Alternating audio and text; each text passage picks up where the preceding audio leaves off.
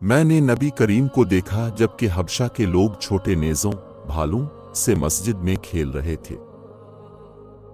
बुरीरह रज़ी अल्लाह अन्हु लौंडी जे उनसे अपनी किताबत के बारे में मदद लेने आए। हज़रत आयशा रज़ी अल्लाह अन्हा ने कहा कि तुम चाहो तो मैं तुम्हारे मालिकों को ये रकम दे दूं और तुम्हें आज़ाद करा दूं और तुम्हारा विलाक का ताल्लुक मुझसे कायम हो। और बुरीरह के आकाओं ने कहा आयशा रज़ी अल्लाह अन्हा से कि अगर अब चाहें तो जो कीमत बाकी रह गई है वो दे दें और विलाक का ताल्लुक हमसे कायम रहेगा। रसूल अल्लाह जब तशरीफ लाए तो मैंने आपसे इस अमर का जिक्र किया। आपने फरमाया कि तुम बुरीरह को खरीद कर आज़ाद करो और विलाक का ताल्लुक तो उसी को हासिल हो सकता है जो आज़ाद कराए।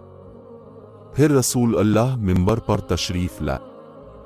सुफियान ने इस हदीस को बयान करते हुए एक मर्तबा यूं कहा कि फिर रसूल अल्लाह मिंबर पर चढ़े और फरमाया, इन लोगों का क्या हाल होगा जो ऐसी शराइत करते हैं जिनका ताल्लुक किताब अल्लाह से नहीं है। जो शख्स भी कोई ऐसी शर्त करे जो किताब अल्लाह में ना हो उसकी कोई हैसियत नहीं होगी, अगरचे वो 100 मर्तबा कर ले। इस हदीस की रवायत मालिक ने यहया के वास्ता से की, वो उमरा से के बुरीरह और उन्होंने मिंबर पर चढ़ने का जिक्र नहीं किया।